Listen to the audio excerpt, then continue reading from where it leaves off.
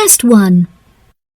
You will hear a number of different recordings and you will have to answer questions on what you hear. There will be time for you to read the instructions and questions, and you will have a chance to check your work. All the recordings will be played once only. The test is in 4 sections. At the end of the test, you will be given 10 minutes to transfer your answers to an answer sheet. Now turn to Section 1. Section 1. You will hear a man phoning to inquire about hotel information. First, you have some time to look at questions 1 to 4.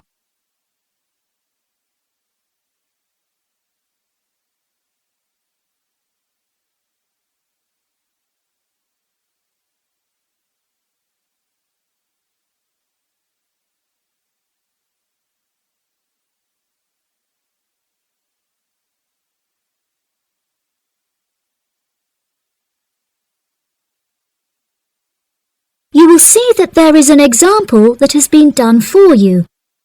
On this occasion only, the conversation relating to this will be played first. Good afternoon. You're through to reception at the Island Hotel in Crete. How may I help you today?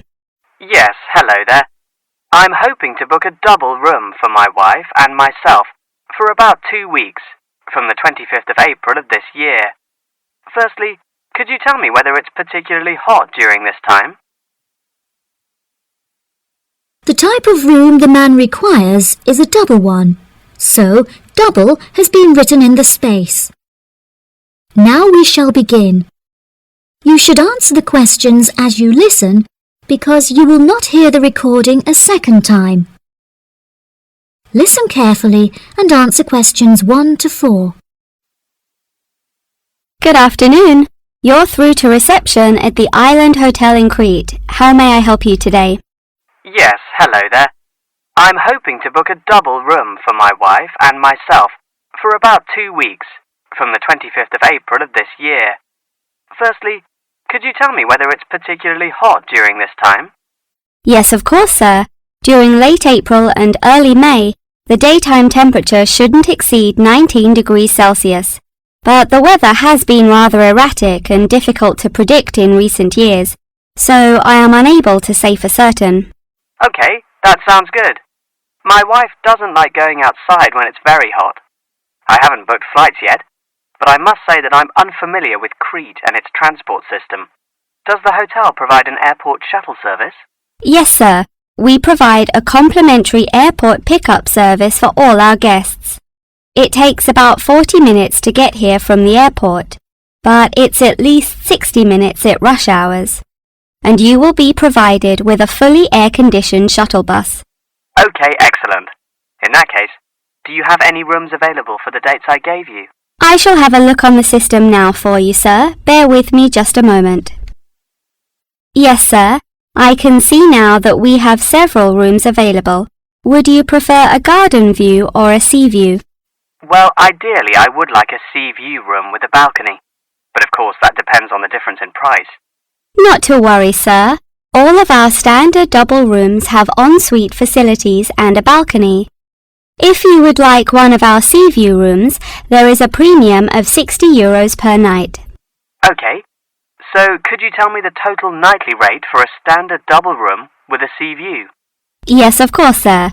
For the spring months, our rate is €216 per night. For 14 nights altogether, this will come to €3,024. Perfect. I also read on your website that the hotel has gym and spa facilities. Are there any other facilities on offer? Yes, we have a large outdoor infinity pool overlooking the ocean, with luxury sunbeds and a poolside bar. We also have 3 full-size tennis courts, where we run a popular doubles tournament, with the winner receiving 2 all-inclusive spa day vouchers. Goodness, I shall have to brush up on my tennis skills. Before you hear the rest of the conversation, you have some time to look at questions 5 to 10.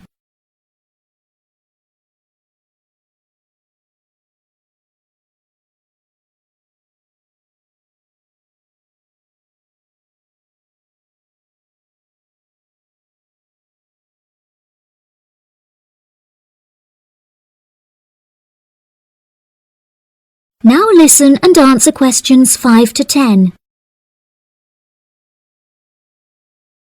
Are there any other activities organised by the hotel that we can partake in? It's just that it's our wedding anniversary on the 30th of June, and I would like to provide my wife with a perfect romantic getaway. I can assure you, sir, that your wife won't be disappointed. Ours is a 5-star resort, which is renowned for its luxury and beauty. In terms of activities, the hotel provides thrice-weekly entertainment. On Tuesdays, guests will take a minibus and partake in learning to cook succulent fish dishes with our Michelin-starred chef Enrique. The class will take place in a beautiful valley deep in the Cretan hills, where guests will be treated to an intimate piano performance by our in-house concert pianist Pedro. On Wednesdays, a select number of guests will be fortunate enough to explore the mountains by helicopter, before being transported to a tropical Cretan garden by shuttle bus. Finally, on Thursdays, after a fancy dinner, we provide a spectacular fireworks display, which guests can view from the comfort of a cable car. Oh wow, that all sounds absolutely wonderful. I shall book the room now, and then I need to look at flights so as not to become extortionate. Would you like to take my details now or later? That is the end of section 1. You now have half a minute to check your answers.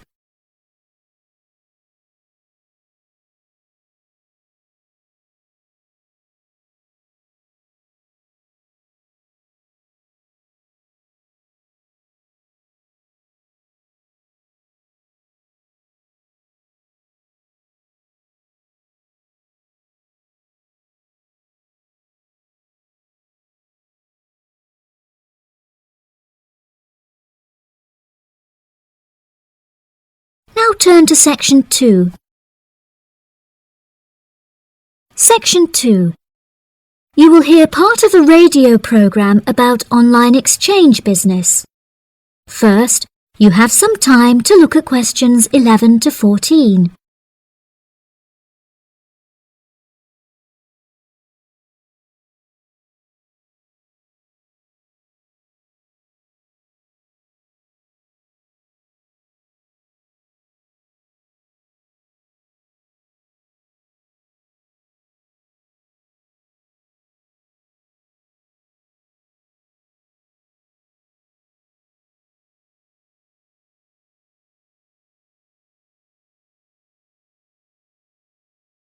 Now listen carefully and answer questions 11 to 14.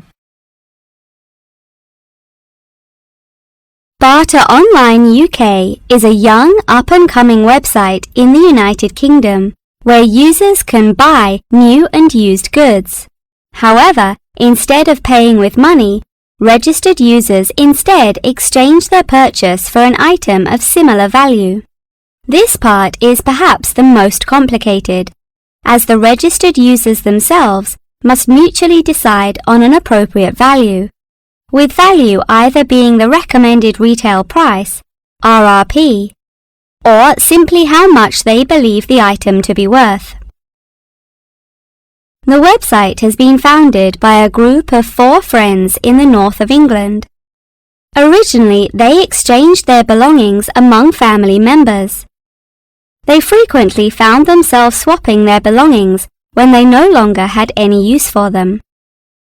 They live by the motto, "One person's trash is another person's treasure," and hate to throw things away.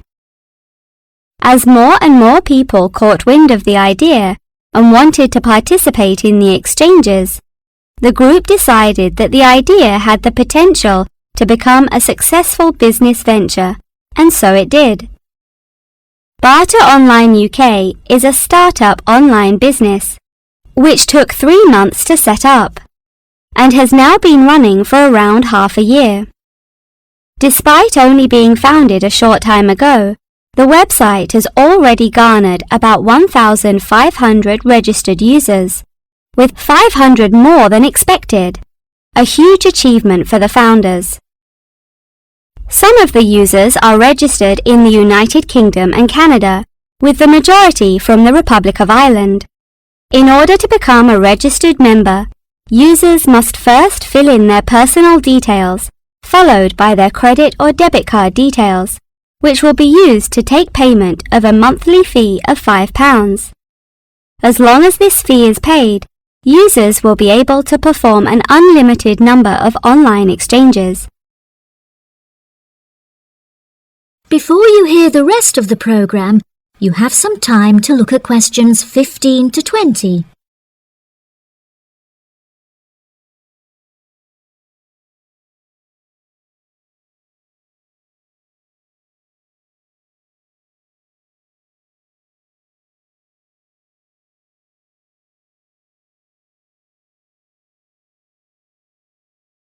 Now listen and answer questions 15 to 20. A multitude of items are sold on the website, such as textbooks, soft toys and tools. However, books for children and computer games are by far selected most. The exchange process itself is not as complicated as it might seem. Users can enter their preferences for what they would like to receive, and also explicitly state what they would like to give away, and the website will automatically pair up suitable users. If, however, a user doesn't want to give anything away, but would simply like to buy something, Barter Online UK does support a secure online payment system, where users can perform a normal monetary transaction. Despite this, the founding group strongly discourages the use of the online payment system, clearly stating that this goes against the intended ethos of the company. Although bartering is an age-old process, many of the website's users are unsure how to decide which of their own items to exchange. It often helps to order items by popularity using the filter button provided. This will tell the website to find out popular items for users' convenience. To this, the founding members say, just put everything you don't want on there. Different people have different tastes, and you never know what they might be looking for. In order to aid registered users in their exchanges and to provide them with assurance, the founders recently added a new feature whereby on completion of an exchange, users will be encouraged to provide each other with feedback. This feedback will include criteria such as the quality of the item as compared with how it was advertised, the ease of communication with the seller, the speed at which the item was delivered, and so on. The friends believe that using this method, users will have a more transparent and trustworthy bartering experience. That is the end of section 2. You now have half a minute to check your answers.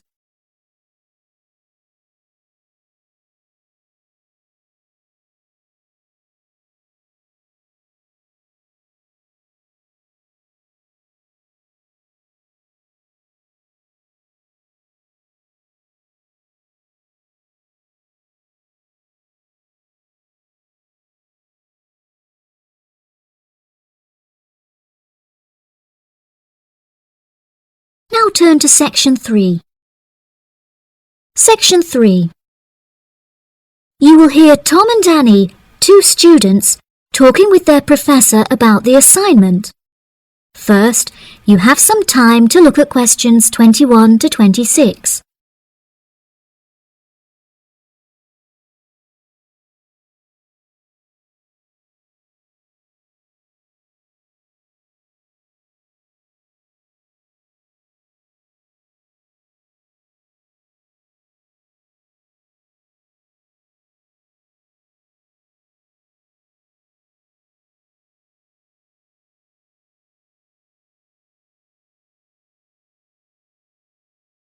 Now listen carefully and answer questions 21 to 26. Professor Tomlinson, may Annie and I please quickly ask you a few questions about the reflective journal assignment? It's just that we're a bit confused as to what you want us to include and discuss. Yes, of course. What are you having trouble with? Well, everything really. To start with, what should be included first in the reflective journal? Perhaps suggestions from others? No. Firstly, you should include the study goals you set yourself at the beginning of the module. This section should have been discussed in some detail towards the beginning of the course by Professor May. You should be able to find her suggestions on the slides she has provided the class online. OK, thank you, Professor. Could I also trouble you to take a brief look at my bibliography and footnotes? I feel like they're missing something. Most of our friends' bibliographies are longer. Well, looking at this, Annie, I can see that you have used a wide range of resources, which shows that you have made effective use of communication technology.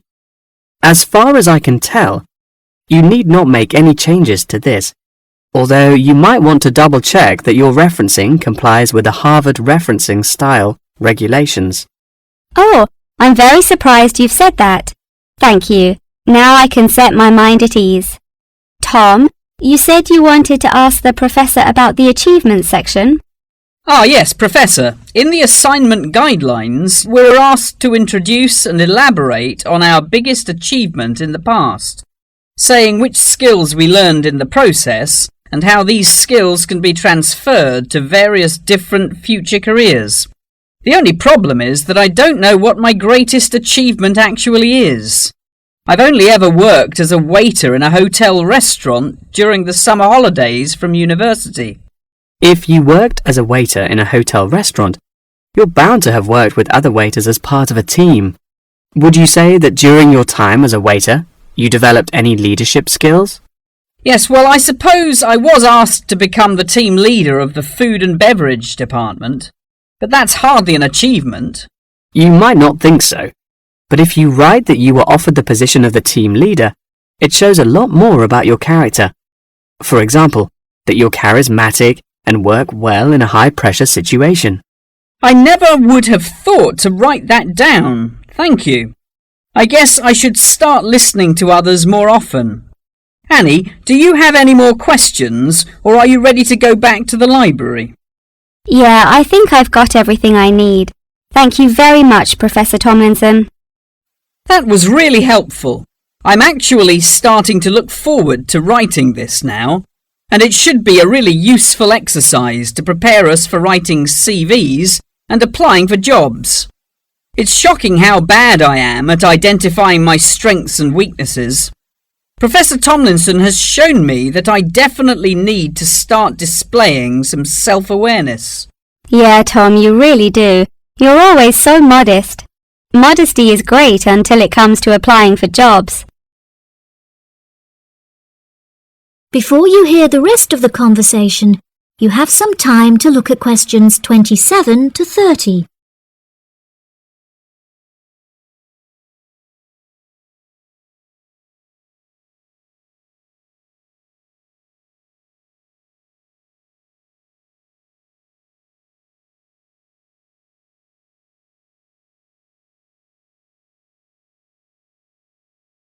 Now listen and answer questions 27 to 30.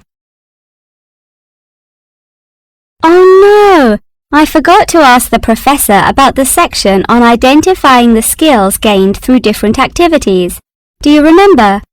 When it asks you, for example, whether writing an essay develops your study skills or your independent learning and so on. Oh goodness, we really should have asked him that. I've been having trouble with it too. It just seems like such a pointless task. What do you reckon the answers are? I think writing an essay might be a way of identifying and resolving a problem, because you have to state the problem in the introduction and then solve it. I'm not so sure about taking exams. I thought they were supposed to develop lots of different skill sets. If I really had to choose, I'd say that taking exams enables you to become more confident in yourself. Do you agree? Maybe. I really don't know either. What do you think about the last two? Making class notes and presentation notes? Oh, it's so difficult. I think making class notes has to be a way of becoming a more independent learner, because you yourself decide what the important information is and learn it. That reminds me, I find taking presentation notes is a disaster. The professors speak much too quickly, and I write much too slowly. That is the end of section 3. You now have half a minute to check your answers.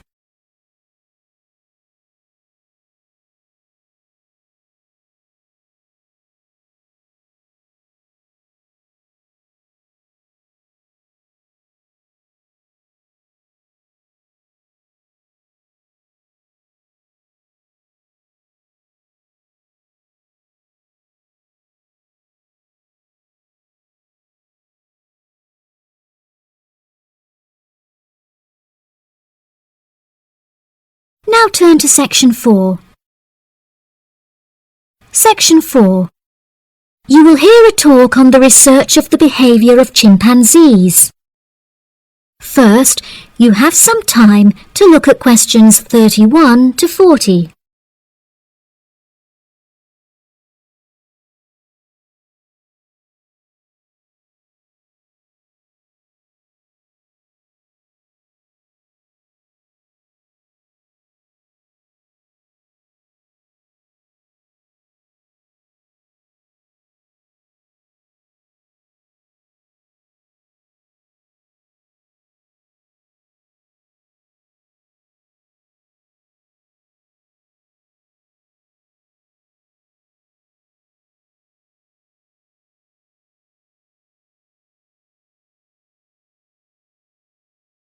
Now listen carefully and answer questions 31 to 40. Welcome back to my series of short lectures on apes. Today we will examine recent and historical breakthroughs on the behaviour of chimpanzees, otherwise known as chimps. The word chimpanzee is an umbrella term for two different species of apes in the genus Pan, which are the common chimpanzee or pan troglodytes found in West and Central Africa, and the bonobo or Pan paniscus, which are found in the forests of the Democratic Republic of the Congo. Chimpanzees belong to the Hominidae family, together with gorillas, orangutans, and indeed humans. Current research tells us that the chimps broke away from the human branch of the Hominidae family approximately 6 million years ago, and remain the closest living relative to humans to this day. More modern researchers into chimpanzees have centered on their behavioral characteristics, once all biological and genetic factors have been ruled out. In this way, scientists have unearthed an unfathomable amount of similarities between human and chimpanzee behavior. Although much of this research has taken place through observation of captive chimps, the results are widely seen as an authoritative reflection of chimps living in the wild. Chimps live in large so-called communities comprised of many male and female members, with the social hierarchy determined by an individual chimp's position and influence. Through such research, scientists have found that chimps learn and adapt through observation of others' behavior. Once in power, the alpha male is often seen to alter its body language in order to retain power. For example, he might puff himself up in order to intimidate others, while lower-ranking chimps are noted to behave more submissively and holding out their hands while grunting. Female chimpanzees also have a distinct social hierarchy, with high social standing inherited by children. It is not unheard of for dominant females within a community to unite and overthrow the alpha male, backing another in his place. James Diamond, in his book The Third Chimpanzee, suggests that chimps should now be reclassified in the genus Homo instead of Pan, and there are many arguments still in favour of this. Male common chimpanzees are, on average, 1.7 meters in height, weighing 70 kilograms, with their female counterparts being somewhat smaller. By comparison, the bonobo is slightly shorter and lighter, but with longer arms and legs. However, both species walk on all fours and climb trees with great ease. Jane Goodall made a groundbreaking discovery in 1960 when she observed the use of tools among chimpanzees, including digging for termites with large sticks. A recent study claimed to reveal that common chimpanzees in Senegal have been using spears sharpened with their teeth to hunt. However, these reports remain unsubstantiated. Researchers have witnessed such tools, namely rocks, being used by chimps to open coconut shells, and indeed crushing nuts with stone hammers. As scientific technology has developed, so too has our knowledge of the sheer extent of the chimp's intelligence. Research has now shown that chimps have the capability to learn and use symbols and understand aspects of the human language, including syntax, as well as numerical sequences. As I mentioned earlier, the umbrella term chimpanzee is comprised of the common chimpanzee and the bonobo. These two subspecies are divided along the Congo River, with the common chimps living on one side and the bonobos living on the opposite side of the river.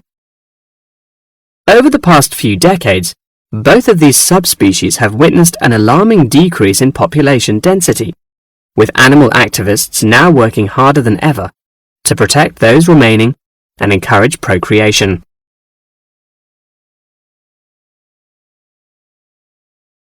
In addition, next week's episode will focus more closely on how chimpanzees in captivity are able to learn things through imitating the behavior of humans, as well as how chimpanzees' behaviors have developed over many generations. Thank you very much for attending this evening's lecture. I hope you found it intellectually stimulating, and I look forward to seeing you again next week. Good night.